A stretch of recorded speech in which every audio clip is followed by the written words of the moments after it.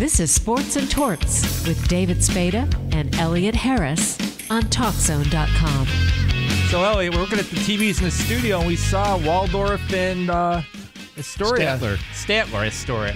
You'll get it right one of these days. I'm checking it out now. I see Selena Gomez on there with Ellen talking about the whole Justin Bieber thing. Okay, you're way too up on that for a... Oh, they dropped a paternity suit. Really? Yeah, the girl who allegedly raped him and got pregnant. The 19-year-old or the whatever she was? The 19-year-old dropped the it. older woman? The older woman. But it's all allegations. Okay. We had a busy day today. We talked to Lydell Mitchell this morning, who was Franco Harris's teammate at Penn State. Great backfield way back when. I remember those guys. 3-time Pro Bowler, and he's his partner with Super Bakery. He had some interesting thoughts on the whole situation with Franco and Paterno. We'll put that up later. Yeah. But let's get to our next guest. Former World Cup soccer player. He played for DC United, the Galaxy, the Fire, the Power, Tony Sanneh. Did I say it right, Tony? You did. How you doing today? Good. Great. Jerry kept telling me, our producer, okay, Dave, this is how you pronounce the name. I said, okay. I thought I'd butcher it. And Dave was having trouble with the Tony part of it, which really got me concerned. Yeah, I'm Italian. I should know Tony. I'm Italian, too. So are you from Italy, or were you born here in the U.S.? I'm not really Italian. I was born in Minnesota. St. Paul? St. Paul, Minnesota, where all good things happen except for sports teams right now. You had a good team for a while in baseball with the Twins. Every year they beat the Sox. Yeah, we'd been good in a lot of sports for a while, but we got cursed or something. I mean, when Wisconsin teams are like leading the world and everything and we're not, it's a sad day over here. But wait a second. You can claim some sort of Wisconsin heritage, can't you, by having gone to Wisconsin, Milwaukee? I could if I wanted to. You don't want to claim any of that? You don't want to claim a Packer allegiance or something like that? No, I don't. Oh, okay. How did you get involved in soccer in Minnesota? I mean, that's a hockey state. It is a hockey state. I was a big soccer player and basketball player, actually. And basically my best friends all played soccer, and it's just something that stuck together with us. My dad was actually born in the West Africa, so I visited his family and got a little taste of it. And I just met a group of great guys from my neighborhood, and we just grew up doing it. So you start off being very successful in college, and you say to yourself, I'm going to make a career out of this? Was that the decision that it came to?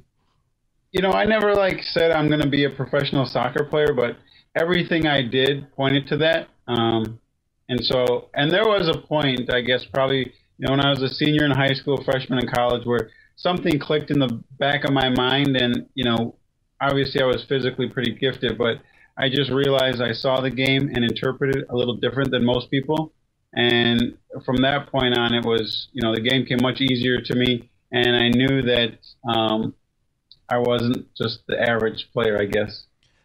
When I'm 40 years old, when I was growing up, they said soccer is going to make a big splash in the U.S. in the 80s. It's going to become the next big thing. Then they said in the 90s, they said in the 2000s. Why is it not taking hold in the U.S. like it is in other countries? Well, first of all, I think just my own opinion is, in this country, at some point, we became very pro-American.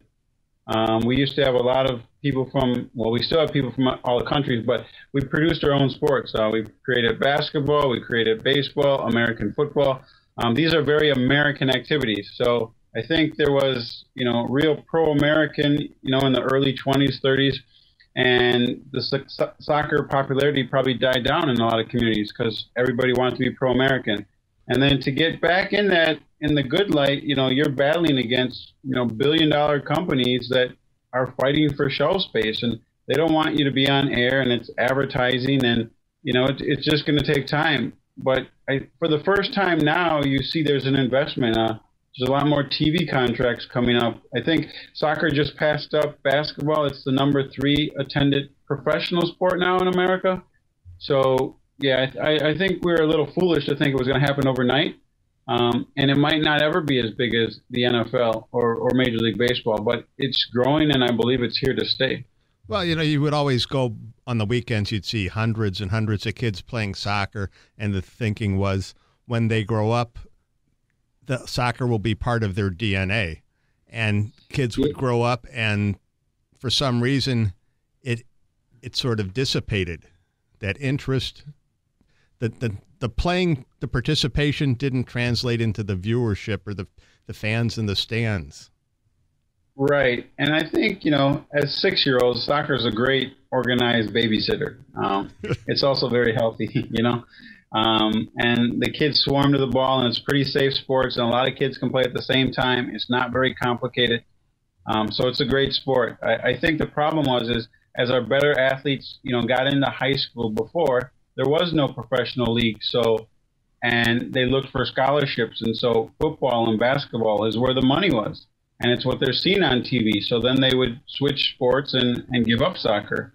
And then once, they play high school soccer seriously, that's what they're going to be a fan of. And, when you grow up watching the Vikings, it's hard, not to watch them. And there's just not a lot of soccer on TV also. So it's really exposure and education. And I think it's changing.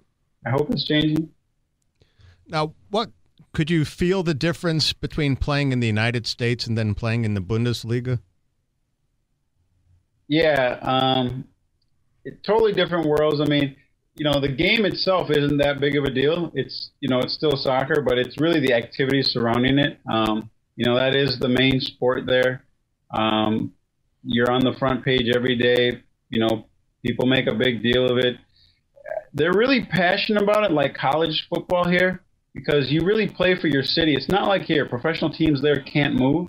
You play for Berlin and you live in Berlin, and it's the team in Berlin. So everybody in the city supports Berlin, and it can never change. And wherever you're born, that's your team, very much like your college alma mater. And so that's why they get so passionate about it, because these pro teams actually represent them as their birthplace.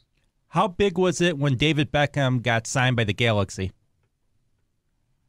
I mean, I think it was huge just marketing-wise for the league. He's a very high visibility guy, brings a lot of marketing dollars. He's also one of the better players, at his position in the world. To me, he's a lot like a Dennis Rodman in a good guy version. I love Dennis Rodman, by the way. I'm pulling for him to get in the Hall of Fame one of these days. I don't understand it. Yeah, that's two of us. He did go, and he just went in this year. Did he? Yeah, he just went in the Hall of Fame this year, Rodman. Right. I was just reading something about that. Okay, so David Beckham is a world-class role player. He's not a Jordan, but at what he does, he's very good, and he's huge marketing influence. Played on some of the best teams in the world, and it brings credibility when more players, because now some more players have started following him over here, which is great news for the league. When Beckham came, it was sort of like when Pelé came back in the 70s, past his prime, but still this phenomenal name. And, right. Yeah, but he was still pretty good by American soccer standards, yes? Yeah, no, and Beckham wasn't really past his prime. He was actually, at the end of his prime. He was still playing for the English national team at the time, so it wasn't like he was washed up. And, his contract's done now, and, 5 years later, there's some of the best teams in the world are trying to buy him back. So he wasn't past his prime, but he's a different kind of player. And it's like if you add a Dennis Rodman to Greece, you can't expect him to lead that league in scoring. But he's still going to be the best rebounder, But in practice, did you ever go one-on-one against Beckham? Like in basketball, you go one-on-one. Did you ever go one-on-one and say, you know what, I could take you down? Well, it's a little different. I mean, in soccer, because it's such a team sport, it would be like in football, picking somebody saying, let's go one-on-one, You all have different roles and responsibilities. So, he could try to dribble past you, or I could try to dribble past him. But, the goal is keeping the ball, completing it, and trying to score. So, obviously, we played against each other every day, and we did go head-to-head many times. But it's not something like you're going to play one-on-one. So was he the best player that you've played against or with? No, I played with some pretty good players in my career, and I've played against, quite a few World Players of the Year in the World Cup. I had Mark Figo, who was World Player of the Year. I played against Rivaldo, who was Player of the Year, Ronaldinho, a lot of players in Germany. But I do have an incredible Beckham story for you that's like a LeBron James commercial. Okay. In Kansas City, there's a stadium, and it was a baseball stadium, and on top of it, they had this big bull. And in the bull, it had an eye, and the eye of the bull was probably 2 feet by 2 feet. And some of the guys at the end of practice said, let's see who can hit that billboard. Closest to the eye wins. And this is literally on the top of the stadium, so about 30 or 40 feet high, about 40 yards away. Loser has to go in the stands and picks up the ball. First guy kicks it, shank in the stands. Second guy kicks it, probably 10 feet from the billboard, pretty close. Beckham hits it, no lie, nothing but net, swish through the bullseye out of the stadium. Wow. It was one of these freak things that you see. He wanted to try it again. No one would let him. They would say, no, you just got to let that go. But, there's just certain people that have a charisma and things happen around, and he has that personality, and he's very, very good at what he does, and he's a free kick specialist. So that was kind of an incredible moment, actually. He does kind of a horseshoe up his rear because, look at his wife. She is beautiful. He's got a great family. His wife is cute and rich, which doesn't hurt. He does pretty well for himself, too. Yeah, he's cute and rich, too, I guess. Match made in heaven, right? He's not as good looking as you, though, right? I'm single, so if you know any cute, rich women, or really nice ones, actually, I should say. Nice, cute, rich. We were just on the air with Crystal Harris, the runaway bride who was engaged to Hugh Hefner. She's in the beginning stages of a relationship, but there may be a shot for you if you can go out to Los Angeles. I could probably make it out there. Okay. I understand your Chicago Bliss team is coming to Minnesota this weekend. Indeed. I think it's a Saturday night game. You a big fan of the Lingerie Football League? I am now. I think they need another coach. You want to coach them? I would love to be honorary coach or towel boy. Towel boy probably would be the preferable job. There's no kicking other than the first kickoff of the game in that sport, however. So I'm not sure exactly where your skill set fits in, but I'm sure you can figure it out. You going to put in a good word for me? Anytime. All right. Thank you. Okay. Now, you've played in the World Cup. When can we expect the United States to win? The game is pretty close. They could win any time. Obviously, it takes a little bit of luck. Realistically, we've fallen off a little bit, but I would say that we're capable of winning right now. Villanova won the NCAA championship over Georgetown years ago.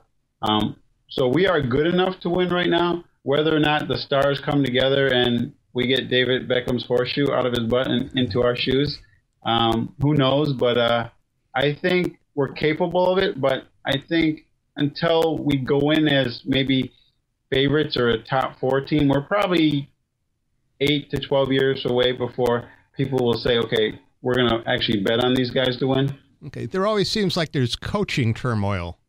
There's turnover and the continuity. I'm not a soccer expert, but the continuity seems to be lacking. A little bit, but, look at your Chicago sports. Every day, every coach gets questioned. It's just professional sports. We've had actually, in the last 13 years, we've only had, this is our 3rd coach. So he just started. So 13 years before that, we only had 2 coaches. So it's just, people always expect us to do better. They always want us to do better, and they always blame it on the coach. So that's the turmoil.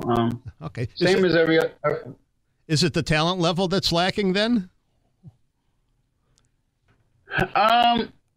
Well, there's a lot of good teams in the world, and we can say we've been in the top 10. I think that's pretty special. We got to the final 8 of 2 World Cups.